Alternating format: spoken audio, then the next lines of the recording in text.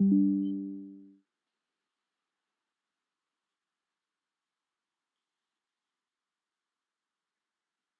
the recording hasn't started.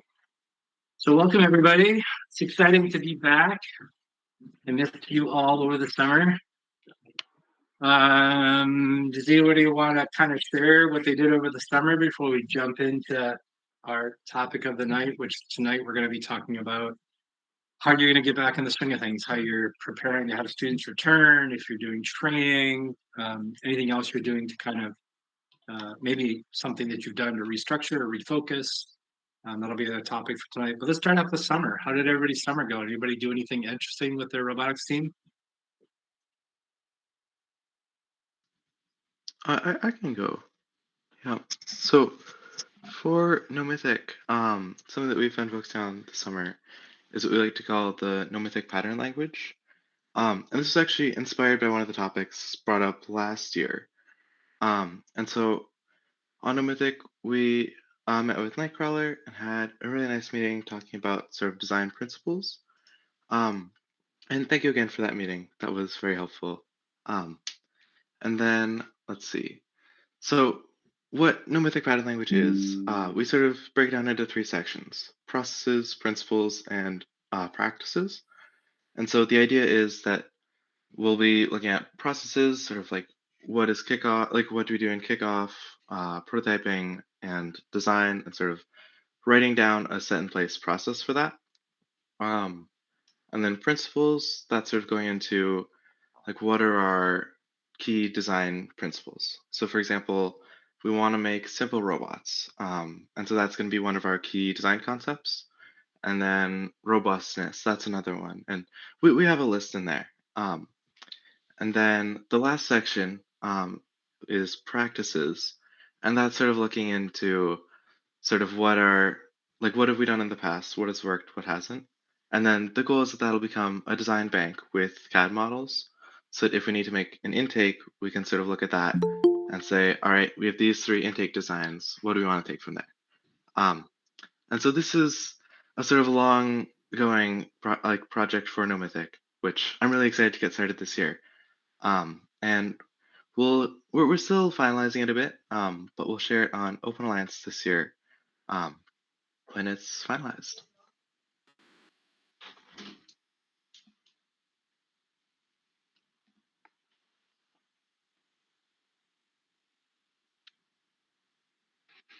We went to the Gitch this summer. That was a good time, and our young kids, like 8th and 9th graders, the big kids came along to make sure they knew what they're doing, but then just hands off and let the younger ones do it all. And it was really fun to see them like, oh, that's why you have that list, and figure all that stuff out. So that was great. And we built a 6-shooter t-shirt cannon, which was amazing, except for they built everything good except for the drivetrain, so the wheels fell off in the first parade, so we only ran it one parade. But 6-shooter part was awesome.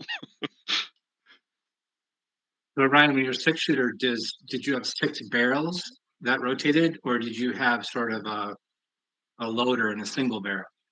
Yeah, we had six barrels that rotated. I like we have a new concept for a loader one, but we came up with it too late in the process. So yeah, it's just 6 rotating with like a single solenoid that it spins to. So let's see, maybe you can share the video of our we seem to work on our t-shirt cannon every single summer, and we have a 6-barrel shooter, and there's 6 chambers in a single barrel, and the mechanism is very tricky and very complicated. But Alexi, maybe you can share a video, but we got it to work at the pep rally last week, so we saw it work once. Hopefully it'll last all year. We're trying to get ready for a football game here in a month, so we'll see if the repairs get made.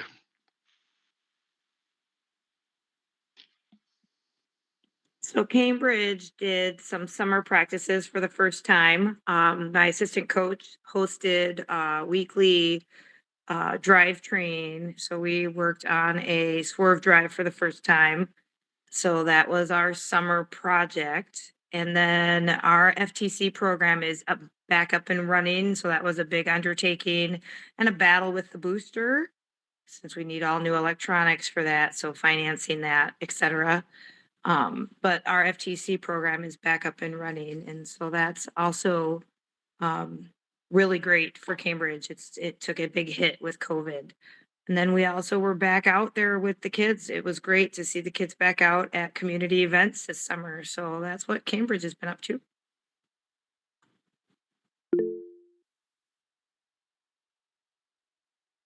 I'll go for ultraviolet. We also went to the Gitch this summer. It was our first time. And to go there, we built an entirely new robot that was smaller, lighter, had a wrist, so we had a 3-jointed arm. And we won, which was the first time in our team's 16-year history that we've ever won anything.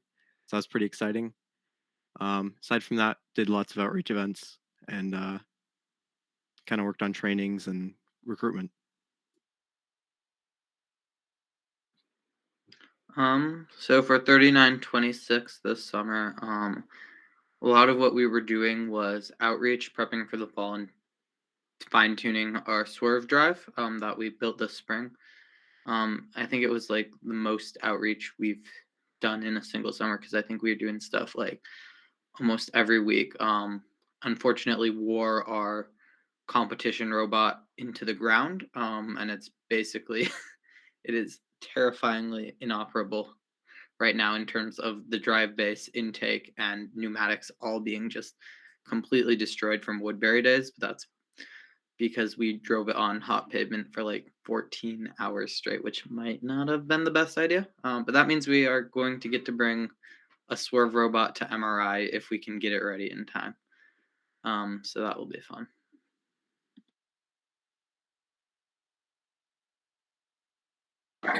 Hi, I'm Kaylee. I'm from 1816, and we haven't really done anything as cool as like winning a Gitch or wearing a robot to the ground, which sounds awesome. Sorry, I'm a driver, and that sounds like a lot of fun. But we have done a lot of summer training. We had a brief stop in our season after state for 2 weeks, and then from there we've been taking rookies and trying to get them up to ready for build season.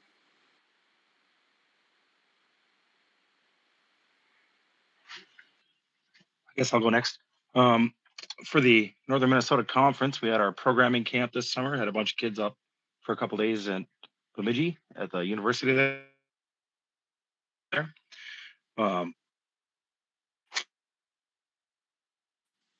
We are working on our new STEM center that's going to be at the fairgrounds, and got some money to start working on that. So that's exciting. For the teams, we went to the Gitch as well. Glad to see it back. It was a good event. Then we also went to the Fargo STEM Alliance event, which was also a great event. And our 3134, our girls team, was on the winning alliance. So that was super cool. And then just on a personal robotics thing, I went down for the first time ever and watched our RI down in Indiana. And that was a cool experience.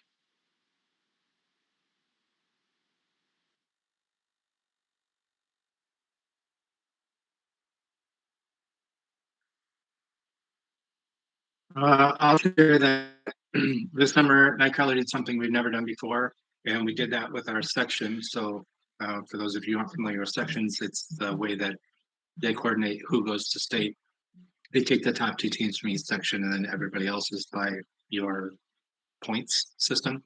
Anyway, we invited all the teams from our section, which was 24 teams, to a picnic, and we had about 8 out of the 24 teams show up. So about a third showed up for a June picnic, and it was a good time. I think it took a little bit for the teams to warm up and talk to each other teams, instead of just talking amongst their own team. But by the end of the night, I think there were some good conversations. We definitely want to try to do that again and try to get all the teams in the area to come and visit with us. That was a lot of fun. Anybody else? Well, DNA also went to the Gitch this summer, and our students learned why we have a pre-match checklist, because it's really important to put things like batteries in the robot, take the ratchet straps off the arms so you can actually extend it out and score points, other things like that. So, and then I believe our alliance during the mentor match may have set a new record for penalty points scored in a match, which was our goal. And yet we still won because the other alliance got a red card for knocking over a judge's stand.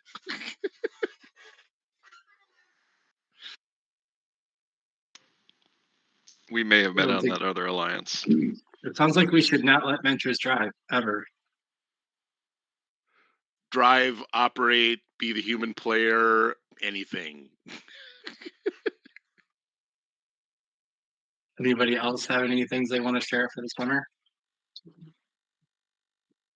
I did a project last week. I wonder if I can find it here. I did one where it was on my summer bucket list. Is we have been struggling with laptops because our team has to have we can't use school computer equipment because they won't let us put the software on it, which I'm guessing is familiar to everyone else.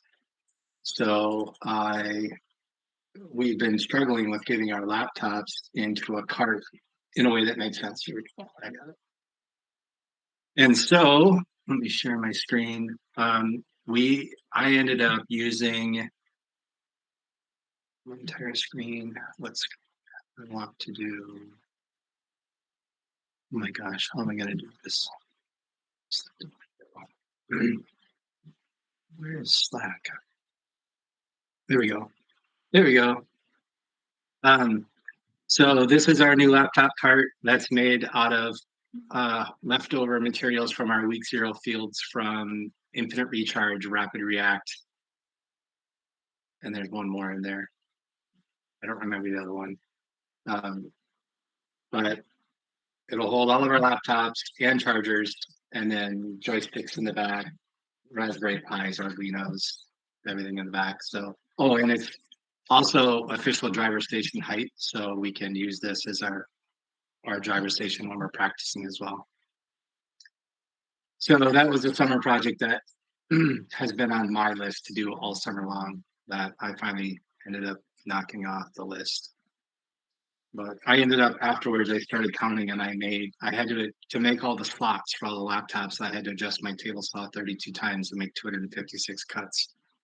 It was a long 2 evenings on the table saw. All right. Final comments before we move on to our topic for the tonight. I saw your Right. comments, Scott, and I So did pull before up. Oh, I pulled up the video of our Oh, you wanna teachers show it? training. Yeah, so here we go. Oh yeah, Ben made a comment too that we also made a CNC cart out of scrap plywood from past week 0 fields. Ben, if you have a photo of that someplace, feel free to share it. Cool.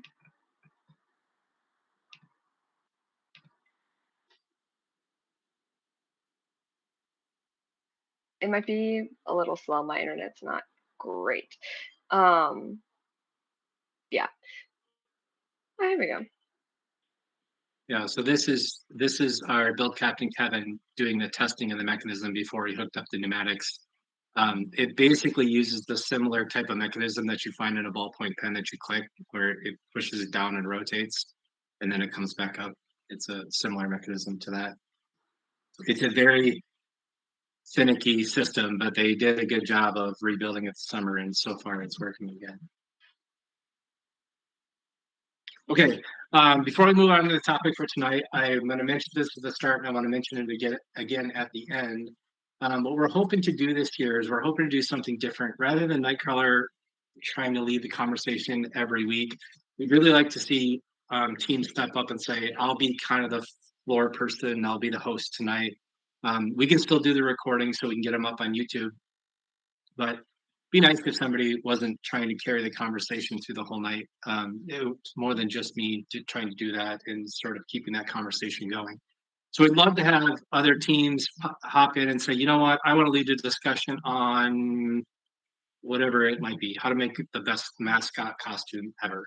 And Leah, that'll be up to you to make sure the conversation keeps going. When there's a lull in the conversation, jump in and ask a question and keep everybody contributing.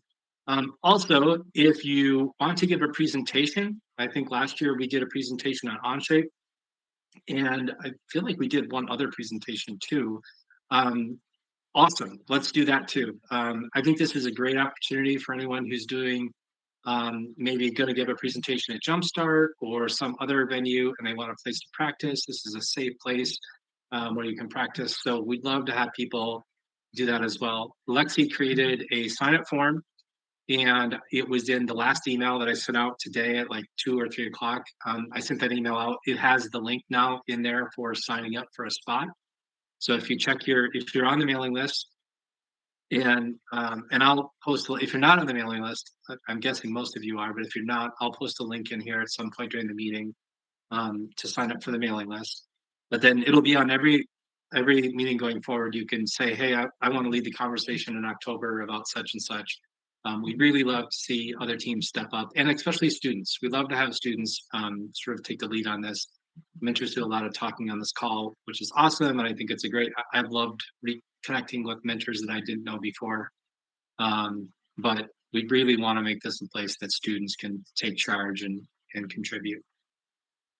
So I'm going to say that again at the end of the meeting, but Lexi's posted the Sign Up Genius, and there you go. So I'm very excited to hear what people are doing for getting students back into the swing of things this fall. Specifically, if you're doing something different, why are you changing? What led you to that? Why do you think it'll be better? Hopefully, all of us are trying to be better every year, and so I'm very curious to hear what people are doing to get people back in the swing of things. Anybody want to go first?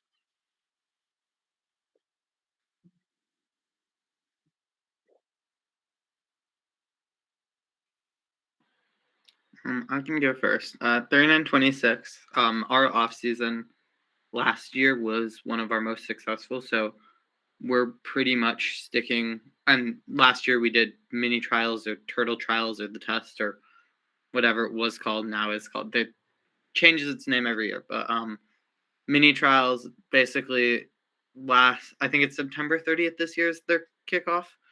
But basically we're planning to do that again. We're starting it on October 17th or 17th, I think, or some date like that. That's just like right after MRI because we're focusing on MRI first because a lot of our team members are also in fall sports. But once MRI is over, we're going to be doing mini trials again because of how successful it was for our team last year.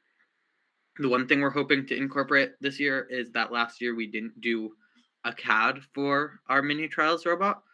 And this year, one of our biggest weak points is we lost our main CAD people to the horrors of graduation. Every FRC team's worst nightmare. So we have to train in a bunch of fresh new CAD people, and we're hoping that mini trials is going to be a good chance for them to get experience with CAD, for our new team members to get experience with strategic design, and to basically so all of our rookie members, because it looks like this year we're going to be getting a lot again in the ranges of like 8 to 12, which would be like a third of our team size, will be rookies. And that just means that we want them to basically have what's almost an entire season under their belt before kickoff, which would be super cool.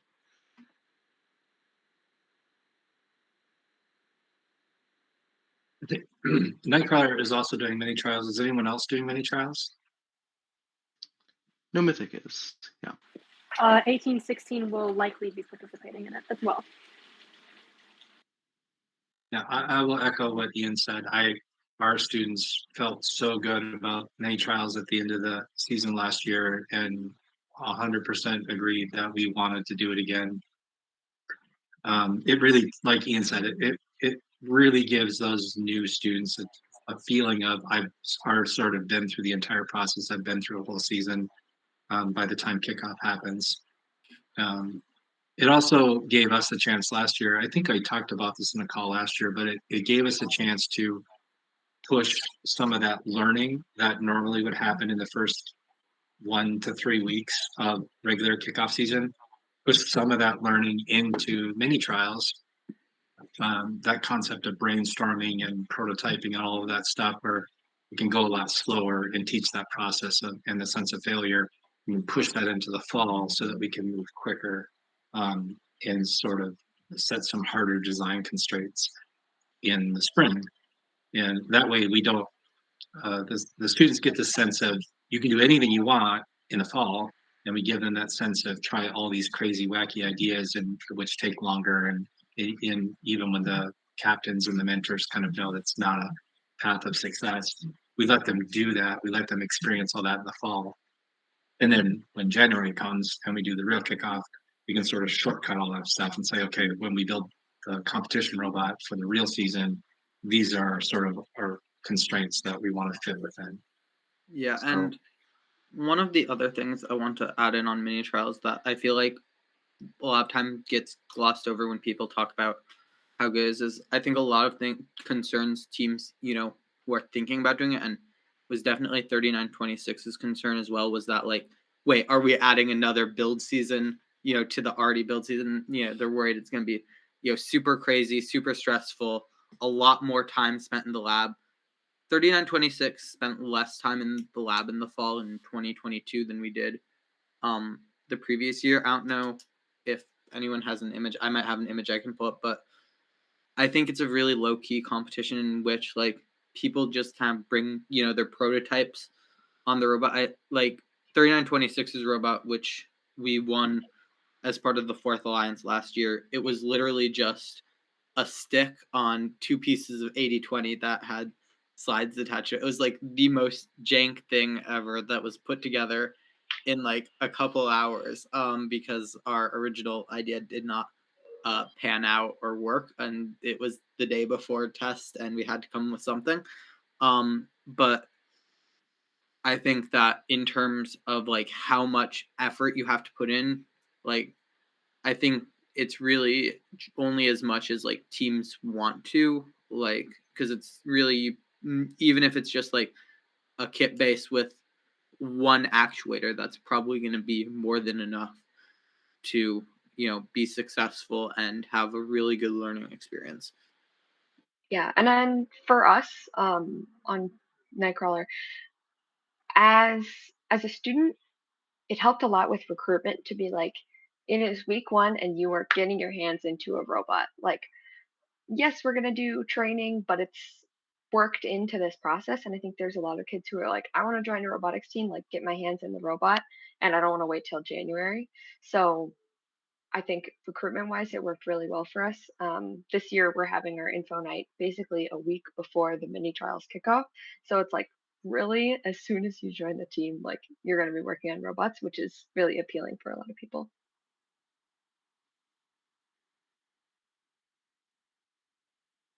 anyone else have any things they want to share about planning for getting students back in, things they're concerned about or things they're changing?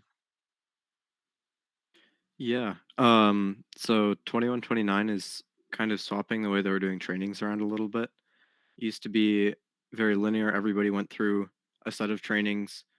We still have a few days of that where it's like the very basics that everybody should have on the team. Um, Obviously safety. We have DEI training this year that we're doing with everybody. But then after that, we're transitioning into a vote with your feet style training, kind of like Jumpstart. Jumpstart. We were inspired by the Minibar conference too. Um, and the idea with that is that you have experienced people host trainings. They prepare their own materials. They prepare slideshows, that kind of thing. And then we have one more room this year. So we have 2 rooms total to do trainings with. And so people can kind of go where they want to and learn what they want to. And so they can kind of find their own path before you even get to an off-season competition. So they kind of know what role they want to go into. We're also working on, well, we lost our biggest sponsor, Optum, who's giving us $10,000. So we need to really step up fundraising because right now we're, our budget's tight. So we may try and go to mini trials, but we're a little worried about team size. Right now we only have 15 people. We'll see how recruitment goes on Friday, but the recruitment we've done so far has been completely unsuccessful. So we'll see how that pans out. We're already tied pretty tight. Mason, I will say something about mini trials is a lot of times it works better with smaller teams. Like I know a lot of teams that are 30 plus in size will bring like 2 teams. Like I think 3100 did that last year. No Mythic did that last. KnightKrawler brought 2 teams, but KnightKrawler is like really big. So I think you could probably get by with 15 students, although there's probably a lot of other important roboticsy stuff in the fall. Yeah, certainly. We'll look into it as well. I mean, right now we have a really strong core team. We just need to find some younger students. Right now are super junior heavy, so that's a big challenge for us. And speaking about team size for mini trials, for No Mythic, we're going to one team this year and doing very few people, primarily just focusing on new team members. So that is a change for this year. So when talking about mini trial size, we're definitely going on the small end this year, and then focusing on a sort of more laid out training process for the rest of the team. That's more returning.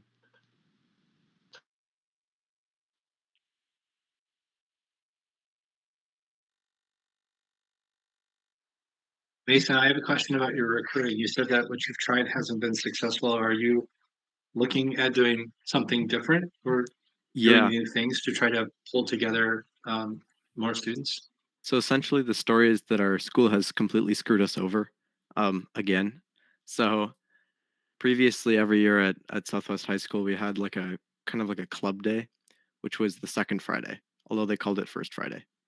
This year, in an attempt to, I don't know, improve things, they shifted that to the fifth Friday of school, which is the Friday before MRI. So far too late for us to actually get new people on board. We really need to start the process now. So we went, presented at an open house, the open house, and we got, I believe, 3 freshmen to go through like the Google form, interest form process. So we'll talk to them hopefully tomorrow night. We'll see how that goes. But then our other thing that we've tried was recruiting during lunch because that was really the only other option that we saw. And so kind of going around, well, first having robots up, like our lunchroom's kind of small, but we have a stage. So we had our robots up there. Nobody's coming up to us. So we went around and talked to people, kind of gauged the interest.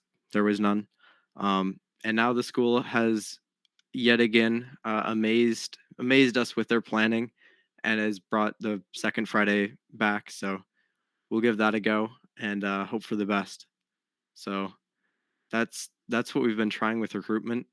It's just hard to find anybody interested, and our school is shrinking really rapidly. So it's really tough. Yeah, recruitment is something 3926 is like always thinking about because our school population is, I think, 240 total, which means to be sustainable, we have to have like 10% or higher of the school in robotics at any given time. Something that this is something new we're doing this year. It was inspired by a conversation, I think, with No Mythics captain Liam. So Rasmus might be able to talk about more as something where we try to make sure everybody in the school is exposed to the idea of what the emperors are in at least 3 different ways. That means like making announcements at our Monday morning full school meetings, putting up posters, we try to have a conversation with every single freshman as to why they should join our box. That usually doesn't happen, but we talk to quite a few of them. Then we show off our robot at the club fair, and so by having 4-ish different options for them to kind of hear and be exposed to, here's what the team is, here's what we do. We hopefully, that means more people are seeing, oh, this is something that we should try and kind of like make sure that there's nobody who hasn't not heard about it. And then the other thing we're trying this year, I'm not sure how successful it's going to be, and we'll see, is we're trying to advertise our team more as being the emperors rather than a robotics club, because within our school we're kind of seen as the robotics team, robotics club, and it was a conversation actually that happened in the Twin Cities Team Captains Network server, but we thought a lot of times saying that it's a robotics club or team kind of can get a different group of people than just the full breadth of people who might be interested in robotics, because obviously being on a first team is obviously more than just building or programming a robot. And one thing we're thinking about a lot, we've been thinking about a lot recently, is equity in recruiting and like how we can show what first is to a wide breadth of people rather than the traditional stereotypes of who does robotics or who does not do robotics. And so we'll see how that turns out. Although I think it also might be causing a branding issue where people are like, what is the Emperors? What am I joining? Although we're trying to, show the robot in photos. So like, hopefully people know that it is the first team. But we kind of are emphasizing more of like the values of our team and like, that we're learning, CAD, building, coding, electronics, business, outreach, service, all of those things. Thank you. Yeah, I forgot to mention a few more things, kind of similar to what Ian was talking about. First off, we've gone full in on posters and materials that we can kind of put up around the school to get people exposed. But the other things we've been doing with the equity, especially, is we started a Girls in the Shop program. So we got a grant for I think $1,125, which we're using to try and get girls into the shop outside of just robotics. So they're building birdhouses, a little bit of CAD, I believe soldering. I'm not entirely keyed on what they're doing, but it's like small projects every week for an hour on Monday or an hour and a half after school. And so we're trying to get people who maybe otherwise wouldn't have seen themselves as somebody who wanted to join robotics to at least get into the shop and kind of see more what it's about. As well as the other strategy that we're trying to get more people is we've been talking to freshman teachers a lot, and we're trying to put together either like a video or a slideshow to try and send to the freshman teachers, and they'll share it with them their classes, especially science teachers. We have a few connections with our school, so we're working on that. But definitely the equity with recruiting is something that we're trying to focus on. So Cambridge ISANI has had some challenges in recruiting. We definitely have some obstacles on the school platform. But we have always found that when we have FTC, that is really where we get most of our pull from. So us starting FTC back is the long game. Obviously, our 7th and 8th graders will not be on the team, but their season and our FRC preseason overlap. And the captains for the FRC are the captains' mentors for the FTC team.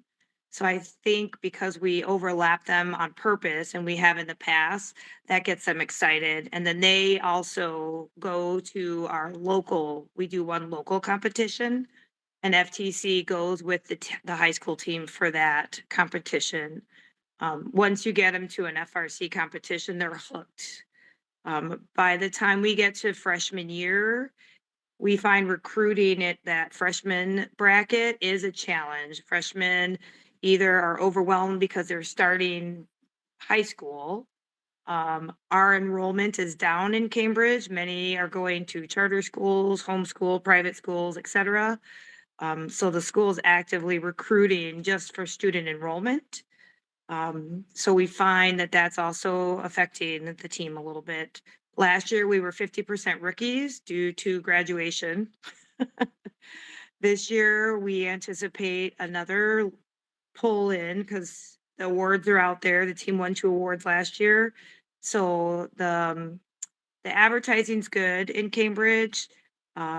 We have more girls on the team than we've ever had. And so we like to use a lot of those young ladies in our photos too when we social media and whatnot to encourage other young ladies to join. But recruitment is going to be, I think, a challenge for us for the next 2 years. So we're hoping FTC fills that gap it has for us in the past. Our team is the smallest it's ever been. It's at 13 students. Carol, have you ever had any homeschool students or I guess charter school students on your team? Yes, so we can do homeschool. That's not an issue at all, but our charter schools do not have a working relationship for the sports or athletics at Cambridge. And then anybody who's doing online school like K-12, those are technically schools. So because they're enrolled in other schools, they can't participate on the school platform. So the district platform. Cambridge Christian is trying to work out an agreement or an arrangement to participate in the athletics program, but that's only one of the charter schools. And it's so far, they've been doing that for 3 years. We still haven't been able to get that to work. So it is something that should happen because we bus them, so there should be a way for it to work, but that's where we're at. We have for sure one homeschool student that'll be on the team this year. When I joined the team, this will be my 9th year. Our build captain for the first 2 years I was on the team was a homeschooled student, and she used robotics as part of her curriculum for part of her homeschooling curriculum, so that worked out really well. Yeah, I've been with the team 10 years now. 10 years. We've had homeschoolers every year. I think this might be the first year. Oh no, I still have a homeschooler. Yep. So yeah, we have homeschoolers, which are great because between that and the Cub Scouts, those kids recruit in their homeschool groups and their Cub Scout groups and their Boy Scout groups. So it's nice. I guess by the time they're in FRC, they're in Boy Scouts and Eagle Scout. So that's really helpful. So we can't ever do too long of a practice on Monday because it's scout night. So, and then Wednesday for church. So but it's a slow growth, but that's okay because we're working on some coaching changes and trying to get teachers to actually participate. We have we have one teacher on our coaching crew, but the rest of the school does not. They love robotics, but nobody wants to help grow the team as far as, being there. I think because they've been with kids all day. So we have some challenges in growth, but I think a slow growth is okay and it's healthy. In the next 2 years, we should grow double in our size.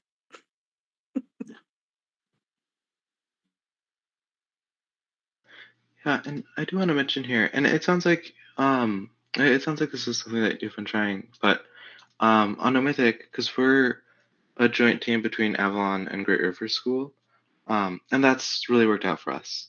Because over these past few years at Avalon, we have had issues with not a whole lot of teacher involvement, but it's worked out because Great River has been able to be our shop, and so having those two schools has really helped us out with keeping those numbers higher and keeping that sort of teacher support from schools. So, yeah. Yeah, and actually North Branch and Chisago City, they have joint school as well. So we're so rural and the school districts are so big. Cambridge and Forest Lake are the two largest school districts, second to Anoka Hennepin. And so those giant school districts, and they're so rural, I think being so spread out makes it a challenge for that team partnership where North Branch and Chisago are only 7 or 8 minutes apart from each other. So it works out really well for In the them. middle of nowhere. But Cambridge is a good sized district. It's just that COVID was a killer. And I mean, the team cut in half the minute COVID hit, no recruitment for seniors. So now my junior levels, I have 0 seniors, I think, next year, and all juniors. And that makes sense based on where we're at. So, but my freshmen last year, half a class of freshmen buddied up with upperclassmen. They were all split up in different departments. and they were they were more active than our alum and our veteran team members over the summer. We had so much involvement with freshmen over the summer. It was really encouraging.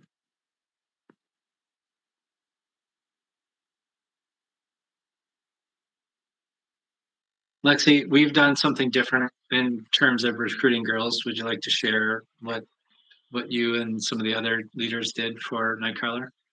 Yeah, so at Irondale, we have a display case kind of in the front of the school. Marching band has one as well.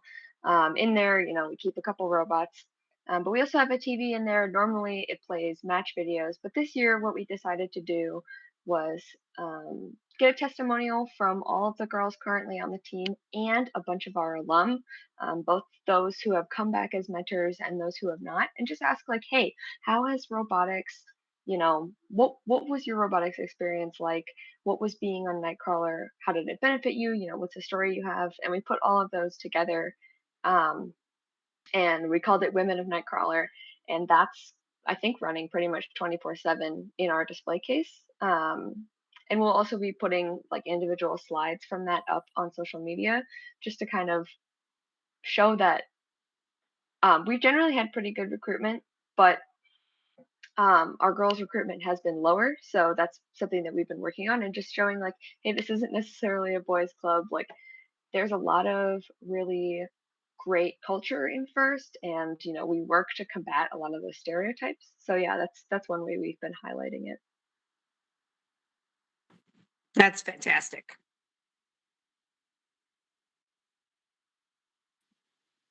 Yeah, I don't know if anyone has the ability to stick a TV on a wall someplace that students can walk by and see, but if you do, I found a fantastic Raspberry Pi image that's basically a kiosk mode, and it'll play MP4 videos off of a thumb drive just over and over and over on a loop. And we're running it on a $5 Raspberry Pi Zero. So if anyone has a place where they can stick a TV and just a little Raspberry Pi Zero, I mean, literally it's this big, and a thumb drive. The thumb drive is almost as big as the Pi. You just stick that behind the TV and just let it run nonstop, and it'll play videos forever. We put ours on a timer, so it turns everything on at 7 a.m. and then it turns it off at 10 p.m. or 9 p.m. or something like that. I will see if I can figure out the video option so I can get that put in the chat here, Ryan. But it's been fantastic for us. I mean, we're very, very, very fortunate that 2 principals ago, they saw the value of KnightKrawler having a display case because they built a brand new auditorium. And so the drama department and marching band got new display cases. So they gave us one of their old display cases that we could stick a robot in. And then we spent a lot of time and a fair bit of money to put up shelving and display our trophies and put robots in there and paint it nice and pretty and white and get stuff to make it look nice. And now anybody that goes to Irondale, you walk through the main hallway, you know that there's a robotics team. It's been something that we've been working on since I've been on the team. When I joined the team, I would talk to students and they'd say, wait, Irondale has a robotics team? And now there almost isn't anyone in Irondale that doesn't know that there's a robotics team. So it's been a decade of work, but if you have the ability, if you have a place that you can stick it, this TV thing is it really is a great thing. I'll see if I can find it.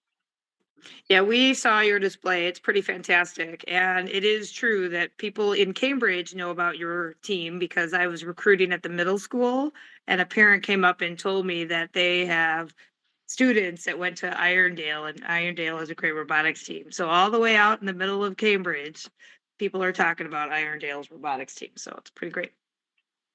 I love the story. You know, I meet people in my community and because I live not a mile from the school and I meet people that have little kids and they said, oh, you're a robotics coach. Yeah, my kid does wrestling at Irondale. And every time we go to wrestling, we have to walk down the hallway so they can watch one of the robot videos before they go to wrestling. And so it's really great to hear that type of thing where people that are there for basketball or for anything else, volleyball, whatever it might be, they're stopping and looking at the robot videos. I mean, it's one thing to just walk by and say, "Oh, look, a robot," but then when there's a video and you can watch a match play or you can watch a reveal video, I think we have like a 15-minute loop because we went all the way back to Stronghold. And so we put the reveal video and a match video, a reveal video and a match video. And now, as Lexi said, we've done a 7-minute commercial where it's the women of KnightKrawler and then like a 20 to 30-second clip of a robot back to 2016, but it's only 20 seconds. And then one of the ladies of KnightKrawler and then a 20-second robot video.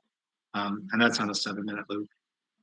So if you have the option to throw up an old TV, go to Goodwill, spend $20. You can put a TV anywhere. It really has done a great job for recruiting.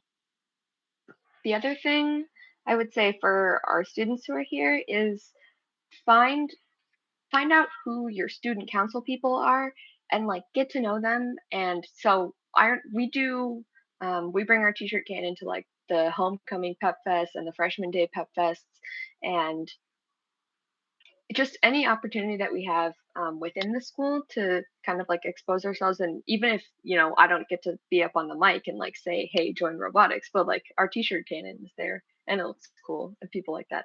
So I think there's a lot of ways that we can use our peers as well to kind of build that school community and utilize those resources.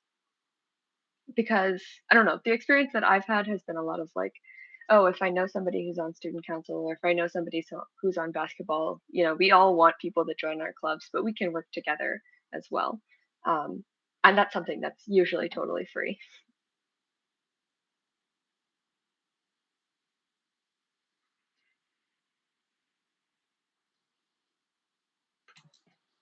One thing that we started to do differently this spring and summer is when we would go to events, we were really good at promoting that, hey, we build robots.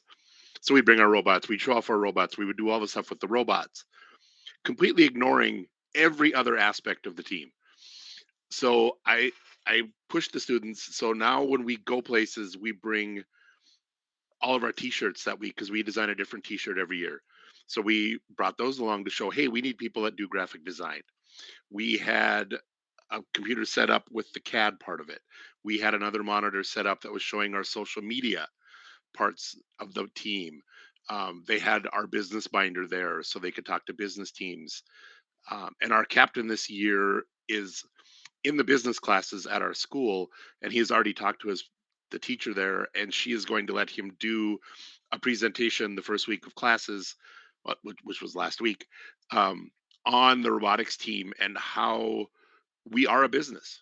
We have to come up with a budget. We have to write grants. We have to do all this other stuff to kind of say, hey, you guys are learning this stuff in class. Here is a practical application of what you're learning that you can do and will look great on college applications and everything else. So we are expanding out how we put the team out there. It's not always just about the robot anymore. We're showing all of the other aspects of the team. And that pushed me to to put a display together of, hey, we need mentors too. Not just students. We need mentors to come in and replace the ones that we're losing. So we've really tried to refocus our display and the message that we're putting out whenever we're out in public. And it's not just always now about the robot, which brings people in, but it will also show them the other aspects of the team as well.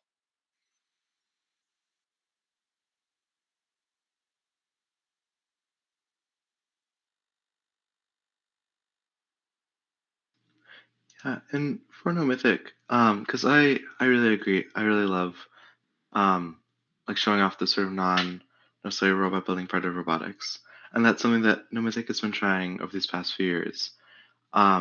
And for example, for our operations sub team, we had an average of 2 to 3 people, and then this last year I think we had 6 people, and so that was very helpful for like all the sort of operation stuff.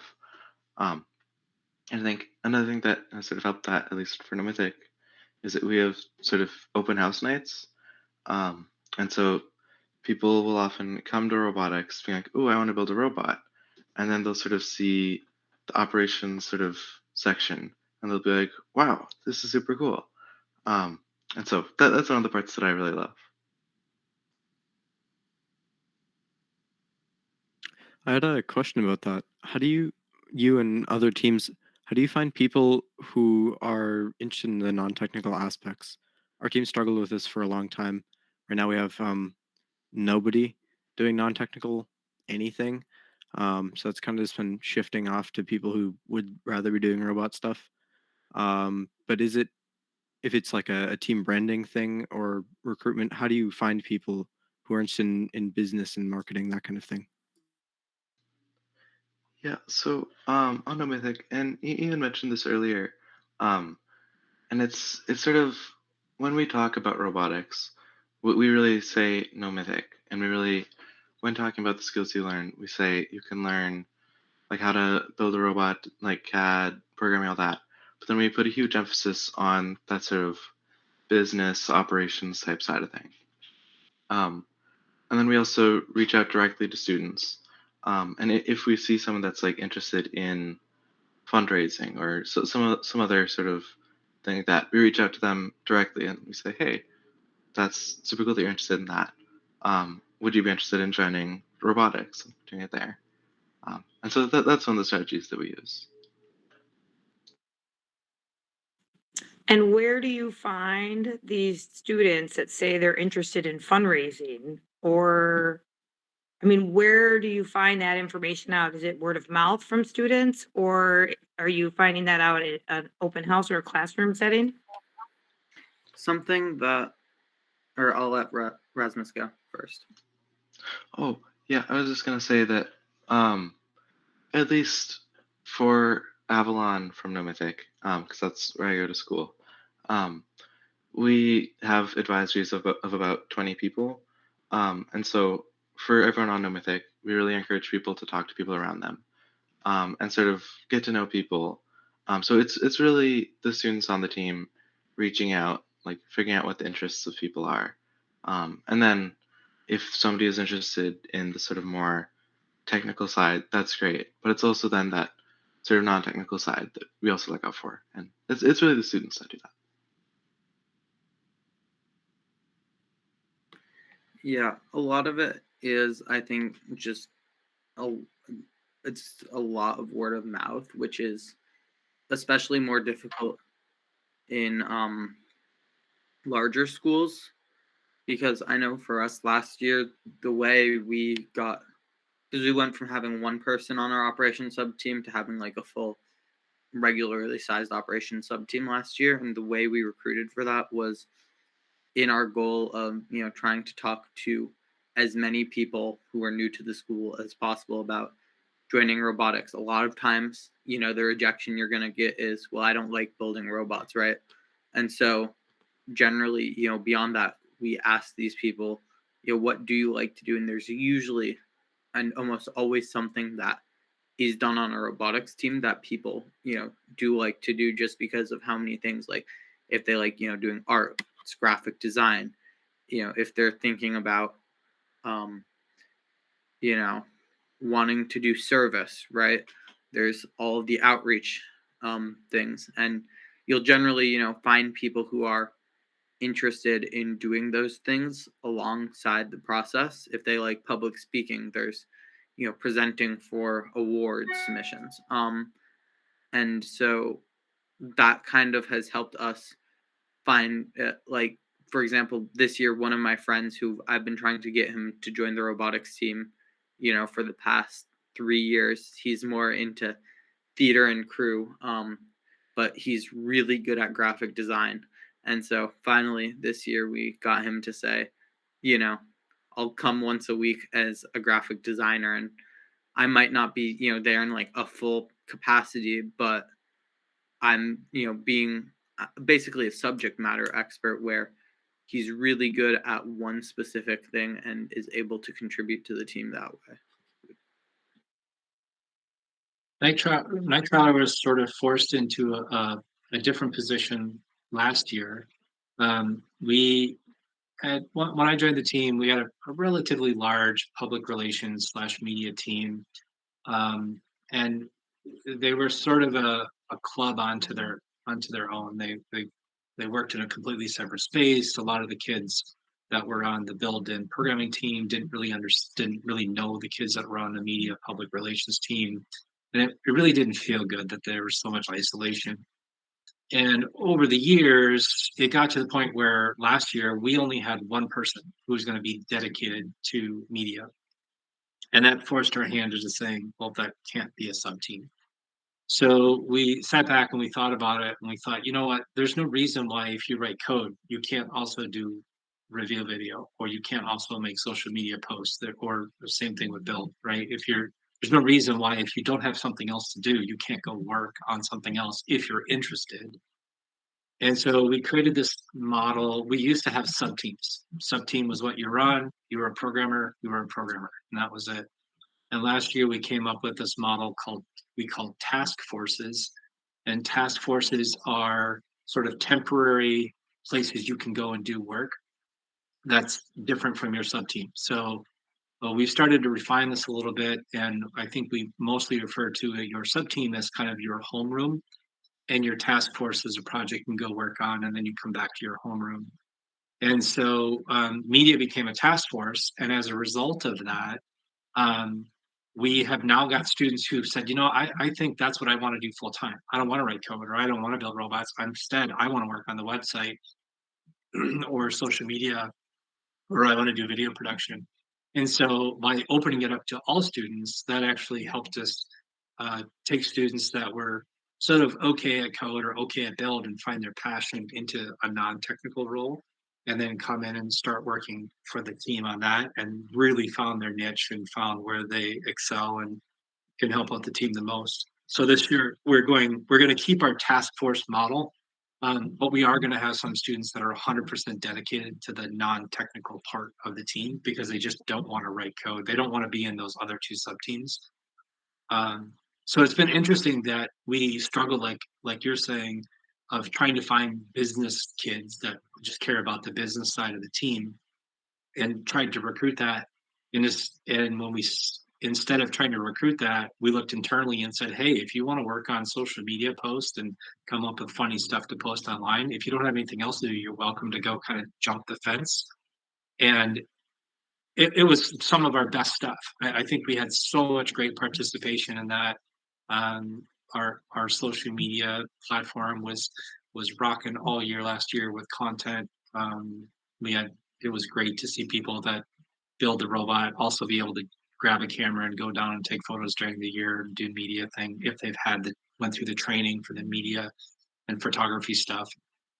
So that could be an option too. If you're stuck trying to recruit for those roles, maybe stop trying to recruit and let anybody on the team do it as long as they don't have something else going on. Yeah, I had a follow-up question to that. Obviously, KnightKrawler is a much bigger team than Ultraviolet, and you guys have sub-teams. What do you do when you have too many people on one sub-team? We have the issue of we get all the new people, and they're all like, I just want to build a robot, and I don't really want to program or CAD it. I just want to build it, and that leads to people that kind of sit around most of the season.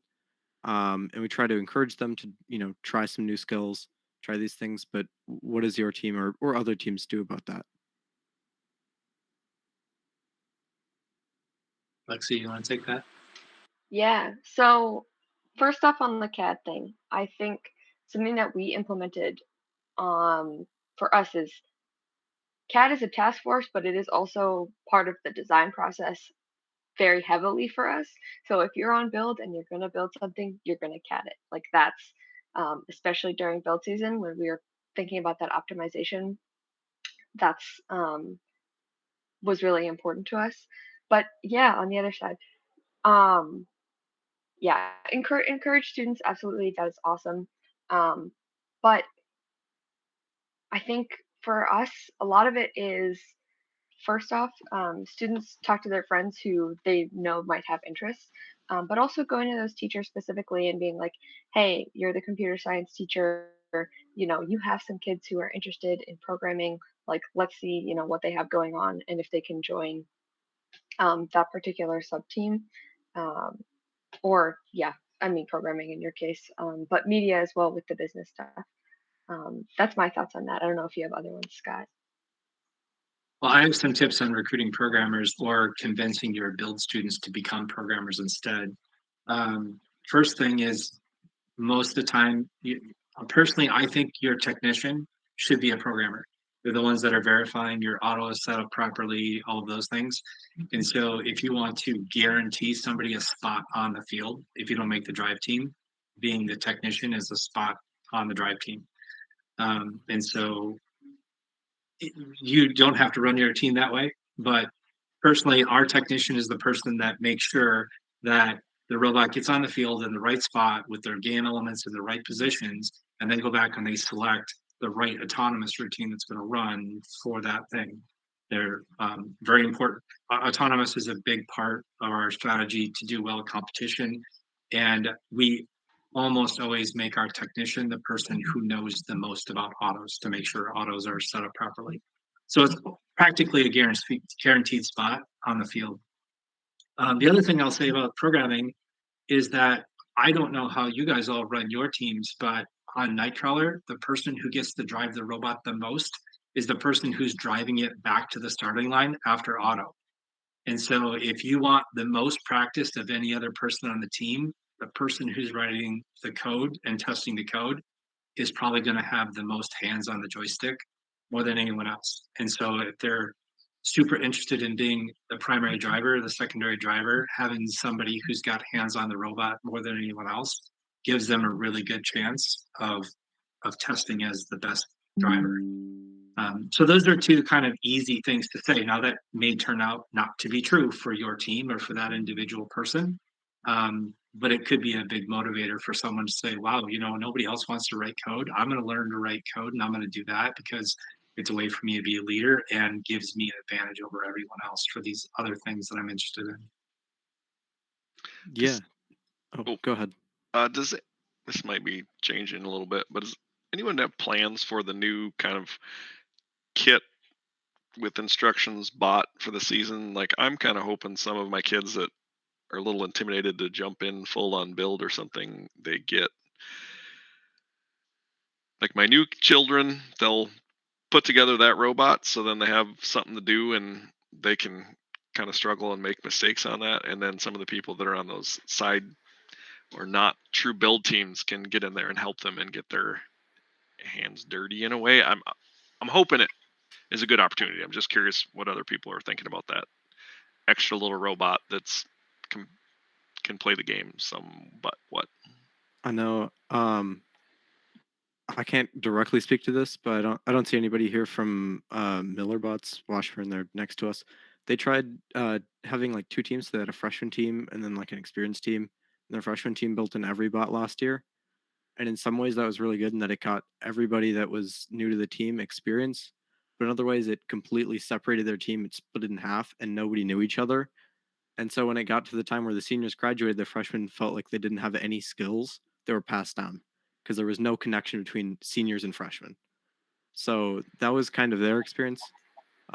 We don't have the issue of too many people. We have the issue of too few. So, your mileage may vary. When I we think were this- bigger, we had two teams also, our Fab 1 crew and our Fab 2. Most of our varsity or, upperclassmen were on that Fab 1. That was our comp bot. And we tweaked that program a couple of times because the second robot wasn't always the competition robot. And then we built it as the competition robot. And then they build in the same room, they build together, so they work together, but that wasn't how it started. And we found that division was there.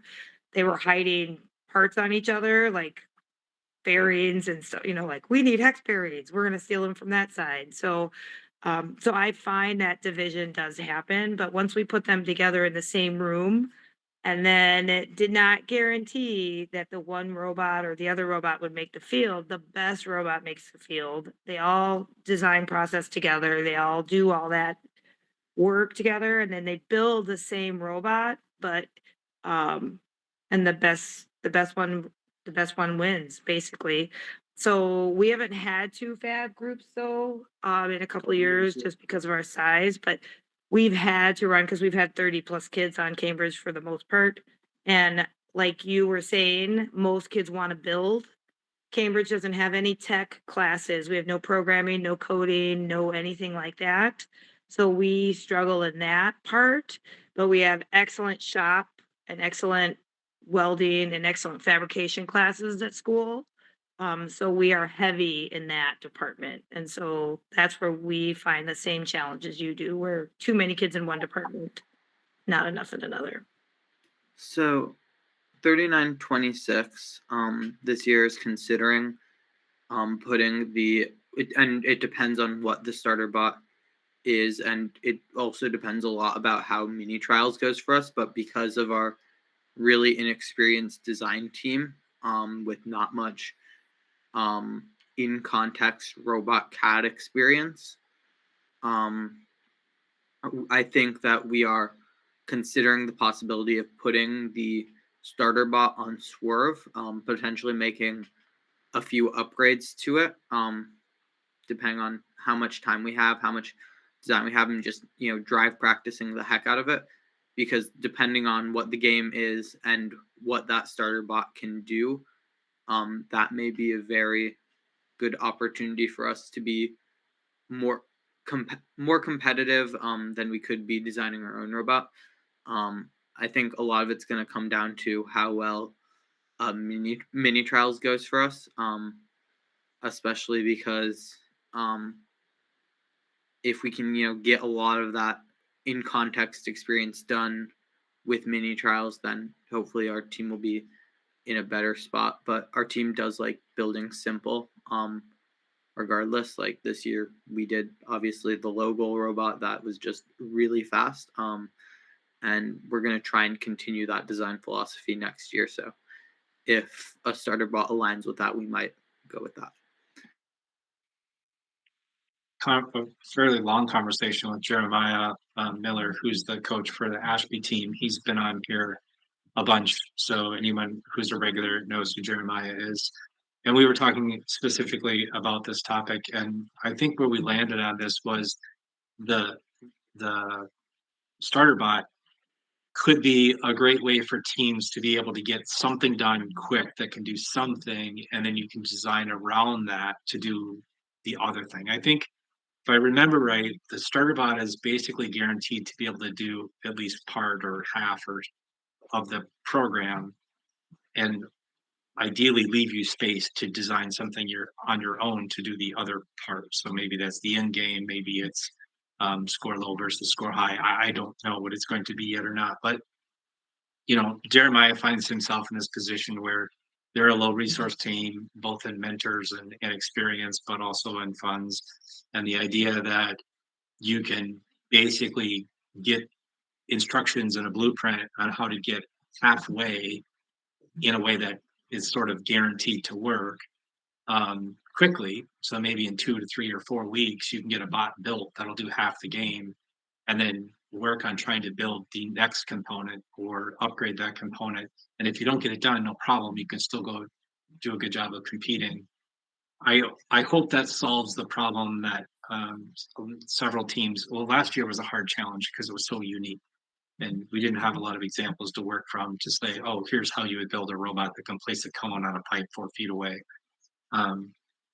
But a lot of teams struggle with, they didn't get anything working by that week 1, week 2, week 3 in competition because it was just so hard.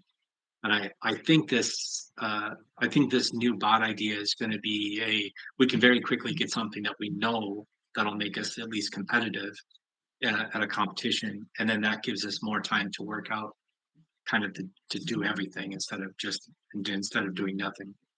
So I'm optimistic that this will raise the bar for everyone, so that everybody can get on the field and get a robot that's competitive, that can contribute.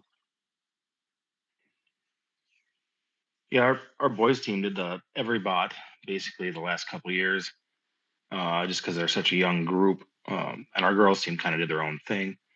But I think this year I plan on having at least one of the teams opt out of that voucher and do the kit bot or whatever you want to call it.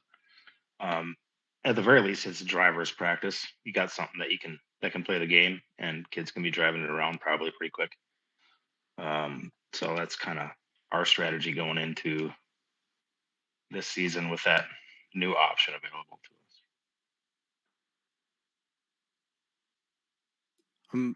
Personally, I'm really hoping to see very few just direct kit bots on the competition field. I know I'd very much encourage teams to try and, build something that's slightly beyond their capabilities and fail, rather than, kind of go back and build a kit. It's kind of my take, because in 2022 our team went way too far. We tried doing every element of the game, failed at all of them, and learned more than we could have ever with building any kind of robot, that did less. Um, I mean, we got to Worlds too by mostly luck, but uh, it was really a learning experience by failing through the entire year. So I'm hoping that there's going to be some teams kind of like this year where they took the everybot and they made alterations to make it better. But I still think that building something from scratch is that gets even more of the design process into students, starting from just the idea phase. So I'd like to see the kitbot become more of like a robot in 3 days kind of thing, where you're looking at that and you're like, okay, that's good. Now how are we going to change that and make it better? So we'll see where it goes, but definitely hope to not see a lot of stock kitbots. Yeah, and I don't necessarily think we, will see a bunch of stock kit bots. I know that it might be a 2013 robot in 3 days situation, which I'm also hoping we can't see it. And I should clarify that 3926 would most likely be building something inspired by the kit bot, not necessarily the kit bot if we ended up going down that route. Although there's plenty of team discussions before we decide on whether or not we end up doing that. And I'm not going to speak for the team, necessarily 100% on what we plan to do. But I think that, as an inspiration, it might be, good as a base. And what I'm hoping happens with it is they said in the blog post that they're planning on making it very modular. So like that there's a lot of room to add other things on top of it, and modify it. So like, for example, if there's like an end game challenge, it might not be able to do that. And hopefully the team would be able to spend a lot of its resources, focusing on that in 2022, because, we spent a lot of time on our shooter and turret. We didn't end up having time to build our climbing mechanism that we planned out. And so that really, I think that hurt our team's competitiveness a lot. And so I think there's definitely a balance between how far we want to innovate versus how far, we want to build simple. And one of the things we've thought about a lot is, for example, mini trials the time for us to go and shoot for the moon. Like this year, we tried to build a level 3 elevator for mini trials. If anybody was at mini trials, you probably would have noticed that did not quite work out. By the end of the event, it was a logo robot. But in that process, we learned a lot about how elevators worked, and I don't think it would have been the same if we from the start said, oh, we're just going to do a logo robot that's going to be really simple. Instead, we did that failure. Although I'm also glad we didn't necessarily do it in season, because in season, when you shoot for the moon, it doesn't work out and you end up not getting picked. It can kind of, sting a bit. Yeah, and this is where I really because I guess for some context here, last year No Mythic went to Duluth, and we were designing this whole elaborate arm system. And 2 weeks from competition, we were like, shoot, we don't have it even built yet. And so we went to a very sort of simple hoop mechanism that would just pick up the cubes and bring to the logo. And the sort of reaction from the team was that we all really enjoyed that. We didn't get what we want, like what our end goal was, but it was a lot of fun to just have a little robot going around the field. And so this is where, Mason, I really agree with you about like really shooting high, but then also having that backup plan of like maybe you don't get everything you want, but you can still have a robot that's competitive. And so that's my experience from last year, and I think that was a lot of fun.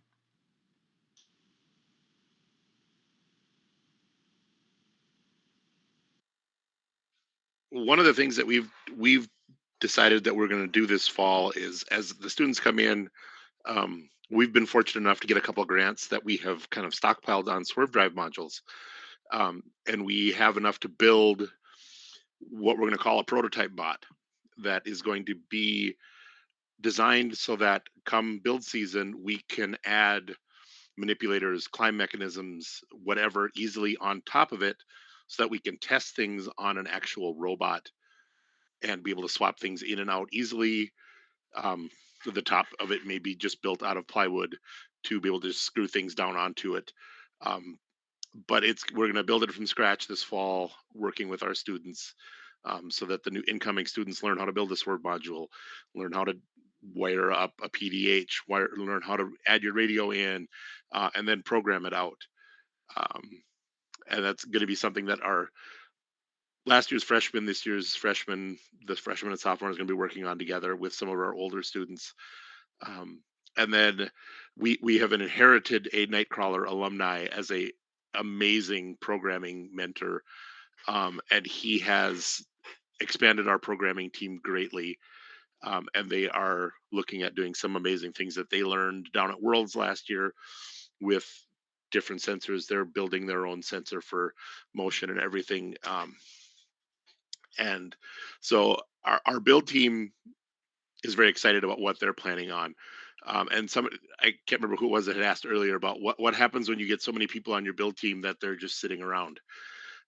And one thing that I've learned is there's never enough students on the build team, because in your build team you have your mechanical, you have subsystems, you have electrical, and trying to find enough students to do all of the little things that need to be done.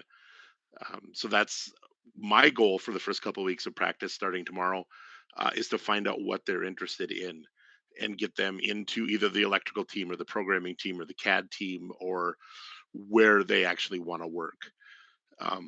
And where they want to work this first week may not be where they're working come January, because they may find something that they like more, or that we realize that while they may think they're a great electrician, they're actually more of a gearbox builder, because they have the patience to sit and actually build those little things like that. So we kind of gently direct them into other areas, where we see that they have the skills to do that. So while we're interested in the kit bot, um, we're somewhat leaning toward opting out of it, because we'll still get the plans and everything, CAD drawings and everything on how to do it. We just won't get the actual pieces on how to do it.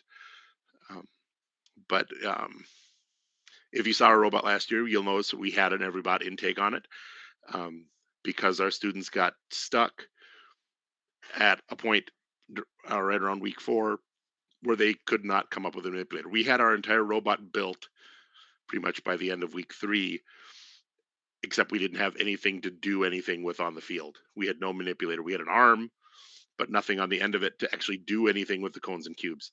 So that's the other thing we're going to work on this fall, is teaching them how to prototype, how to build a claw or an intake. Because we had students last year. We had a student that built the most amazing claw out of wood. And it was an interlocking claw mechanism, but it took him 2.5 weeks to build it. And we ended up not going with it. But so we're going to teach them how to quickly prototype things to get them to work, on so you can speed your way through the build season and not get hung up on design and trying to build your first one like it's going to look at the very end. As a follow-up question, David, how are you planning on teaching these prototyping skills? Is it like are you planning on doing like sort of a mini challenge, or is it something else? We're going to pull game pieces from games that these students have never played before. So we're going to go back to melt crates and other things, and like, okay, you need to come up with something by the end of this week to be able to lift this milk crate or this frisbee or something and and manipulate it, and kind of teach them. Okay, and we've got some of our old past prototypes like that are some of the ugliest looking things you've ever seen in your life, but they work. So we're going to show them these crude prototypes from the past, and say, okay, you don't have to build the finished product on your first attempt. Let's just get close. Let's grab some wood screws, plywood, plexiglass, duct tape, rubber bands, whatever we need, and we're going to build a prototype on how to take this milk crate, lift it up, turn it, lift it, whatever we need to do, um, and and come up with something quickly on how to do that. And but by using past game pieces that none of them have ever used before, they don't have the idea of, okay, we're going to use a 9-inch round ball. So this is what we did last time. They're going to actually have to go and look back through past games and say, okay, this is what Green Machine did that year, or this is what KnightKrawler did that year. This kind of worked. Let's see if we can build something similar to that quickly and crudely so that we know it works. That is how my team often goes through and learns and prototypes their pieces when a game is released. They'll go through past seasons and look at how other teams manipulated similar game pieces to help them in that process. So that's a great idea. Yeah. We're getting close to 8:30. There was one thing that I wanted to bring up that Michael has discussed, and I don't know if Lexi's still in the call or not, but maybe she can share more about this. But it was inspired by, I think it was No Mythic, and it was probably something out of might have been out of a captain's conversation on your captain's channel you have, or it could have been from a call last year. But we wanted to put a more emphasis early in the season on doing more social stuff. So we've decided we're going to try to do a game night every now and again, or try to mix in a 30-minute game of some type during a regular 3-hour meeting in the fall. I'm curious to know if anyone is doing anything to try to do more team building bonding. One of our students on KnightKrawler use the phrase, I want to make sure everyone has a friend for competition season. And I thought that was really smart. And so I'm curious if anyone else is doing anything that's more building kind of structure around more social stuff on their team this fall. Yeah, something that Ultraviolet's been doing for a year and a half now. When it's nice out, we go sailing. We had a member that was able to check out a boat once in a while. We have mentors who are part of like the sailing center near us, and so one time we got 12 people on a boat and raced. We lost horribly, but it was really fun, and that was pretty much our entire team. And then during the winter, we go sledding as a team, organized usually about an hour before. And then what sledding means, we go down twice and then we go get ice cream and talk about robots. So that's been really great for building our team. Yeah. We have Something. Yoji. Oh, go ahead. Okay. Something 3926 did last year, and a lot of other teams do, is we do a team retreat in the fall. And that is, we come to school on a Saturday, and a lot of it's just hanging out, getting to know each other, setting goals for the season, and we try and mix and match people who we know usually don't hang out with each other on the team. So that, let's say there's one person from operations who never talks to another person from build, right? We'll put them in a group for something so that they end up talking to each other and get to know each other. And then we try and mix and match freshmen with and sophomores with juniors and seniors, so that there's older people on the team for the younger people who like they know and can go to, like if they have question on something, there's someone that they know who they're not scared to ask questions to. And that seemed to help team cohesiveness a lot last year. We have Yoji coming up in October, and he's going to do the core values workshop for our students. They've never done it before, and I've heard great things about that. And then 2 years ago, we kind of started doing um, kind of a mental health check-in night away from the robotics room, where students could get together and talk about what's going on, just kind of a time away from the robotics room. Because if you're in the robotics room, oh, I got to go do this. I got to, that gearbox didn't get built, or I got to do this social media post, or I've got to work on this T-shirt design. So we started doing a night away from the robotics room. We do it periodically throughout the fall, as we're going through, and then just a time that they can actually get to talk. We sit and play games. We talk. We watch movies. Um, we've done a lot of other activities that are just sometimes robotics related. One time we got together and we watched the More Than Robots video on Disney Plus. But usually it's something that has nothing to do with robotics.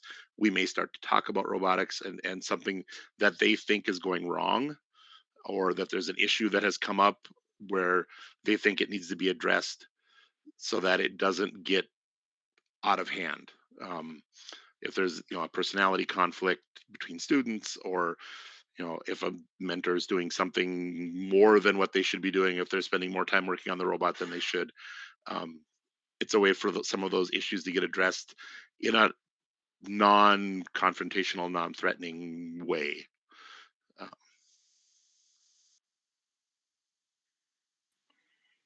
One thing that we've done is the kids seem to like it. We haven't done it for a while, but is the keep talking and nobody explodes deal. But it gets some communication going back and forth, and it gets them talking, and that's good because that's what they're going to need at competitions.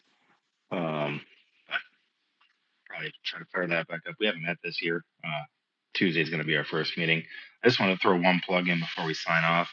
There's the Minnesota Technology and Engineering MTEA conference that's going to be happening at the end of the month down in St. Cloud, and they've partnered with the Minnesota Robotics Coaches Association, and there's going to be some robotics seminars there that are specifically geared towards FRC. Normally, it's just kind of a technology education teachers conference, but if mentors want to go, I'll put the link in the chat so you can sign up and check it out. But it could be interesting for some folks. And I believe FUM is covering, if your school doesn't cover your fee to attend, I think FUM has grants to cover your admission fee for that. Is that right, Jesse? I'm not sure if it's fun, but I know Nicole is covering it. I'm not sure where she's Okay. getting her funding Oh, from, yes. but Yeah, right. Nicole. Is that for new teachers, maybe, or new coaches? I thought think that was it might new be for coaches. anybody, any robotic. I don't know the answer to that. I thought it was for any robotics coach, but maybe it's just for new ones. I'm not sure. I think they're kind of leaning towards new ones. But I think depending on how much money she has and how many people request, she could be persuaded to use up her allotment. So, and if you're a student that's off at college, you can sign up for that conference for free, and you could attend as well. So I'll throw that in the chat quick. Does anybody have any final thoughts about gearing up for the year before we sign off tonight? Anything else somebody wanted to throw out, like similar to my social comment? Yeah, I just wanted to say something that Nomothic does for sort of like social stuff on the team. And that's that every night we have meals provided by the team. And one of the things that we tried last year was what we call unicorn families. And so that's where we sort of have a type of like almost like assigned tables with like people from all the different sub teams that people are able to interact with each other that they wouldn't normally react with in like on the team. And so that was really cool there. Oh, and then another thing that I wanted to bring up was sort of like more sort of interacting between multiple teams. But last year, Nomothic had a movie night where we watched Goodnight Oppie, and we invited some teams from our area, which was a lot of fun. Excellent. All right. So I'm going to give another plug for what we are hoping to do with this channel going forward through the rest of the years, to have other teams volunteer to host a conversation and keep the conversation rolling all night, or to present a topic. Lexi posted the link earlier tonight to sign up for a week to give a presentation or to host a conversation topic. So you can scroll back in the messages and see that. It'll also be in all of the future emails that go out on the mailing list to sign up to get notification on the new events.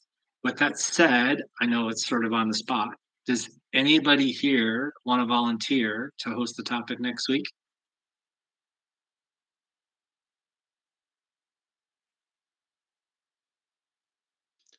I think we should talk about how to make a perfect paper airplane in case we have to do it too. Did anybody watch the FTC robot review? 3926 is Oh, looking yes. into it because we're mentoring and starting up an FTC team in our school. I and was we're like, trying to figure out where in the world that was coming from, but yes, the FTC kickoff. I did see that today. Yeah, there's so many ways to get points in the FTC game, so that's really going to be fun. it's Yeah. gonna be really scary for our rookie team to figure out what we want to do. Especially because there's just, I mean, the game pieces look pretty tricky too. Yeah, I mean, Yes. we'll have 2 rookie teams. Our team always struggles. We don't have high schoolers except for 2 mentors. Ours is always up to 8th grade because we have the FRC team, and so the high schoolers slide onto that. So the challenge that Cambridge always has with FTC is that they're always rookies. They're always 7th and 8th graders because that's when it starts in Cambridge. Yep, ours is So, gonna be 5th through 8th, which is gonna be yeah, so maybe find a team because North Branch always gets a field by us, and Cambridge, we always get a half a field. And so that won't be different. The FTC team will have a half a field, so that helps. And then just like your FRC team, you're gonna want to get extra game pieces for them to manipulate because they are smaller. So that'll be break them, lose them.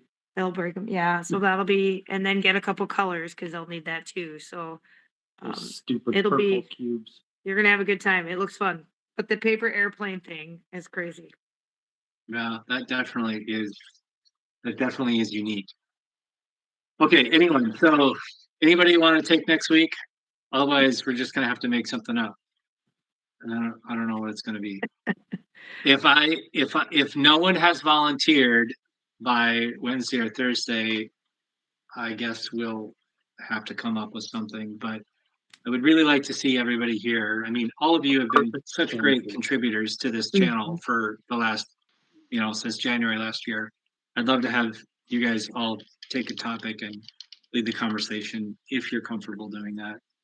What about, is my mic on? Yep. What about maybe starting, I know that we have a sign up genius out there now, but what about a Google Doc with some ideas that every team can put on? Like we can all contribute to some ideas, and then as ideas get put on there, we might find one that is a match for us to maybe lead or bring our students in to lead. On the sign up form that everybody fills out when they want to join the mailing list to get this call, which there are 90 people or 93 people. Part of that is, what do you want to hear roundtables about? Maybe what I should do is go through that list as a starter to say, here's what people said they wanted to hear about on the roundtables. And then someone might say, oh, we know all about that. Let us do the presentation. Who's on here from Green Machine? Somebody's on here from Green Machine. Hi, Kaylee. Hello. Hi, Kaylee. Would you be willing to do a core values thing with Yoji, maybe? Yeah, that it might take a little bit to organize because Yoji is a very busy man and he just finished traveling. But I can bring it up at our next captain's meeting, sure. Because I feel like that would be super beneficial, and I know that you guys have done a lot of that. We went through that whole process, and we use our core values in pretty much everything we talk about. We talk about it at meetings. We talk about it at every presentation we do. I was at our info night. It's part of our chairman's and our dean's list. It's in our essays. It's been super kind of valuable to who we are, and so I feel like that would be a great conversation. But I understand that maybe you can't pull that off for next week. Yeah, definitely not next week, but I can look into seeing if it can happen within the next month or something. Okay, yeah, I'll put you on the schedule for next week. That's awesome. Thanks. No, I'm joking. All right, I'll do this. You guys can fill out that form. If there's no slots on that form by the middle of the week this week, then Lexi and I will put our heads together and we'll come up with something. But please sign up to host a topic or give a presentation. We really appreciate it. I think Excellent. refreshing All our right. memory would be good on what people wanted to see. That might Yeah, spark I'll some interest.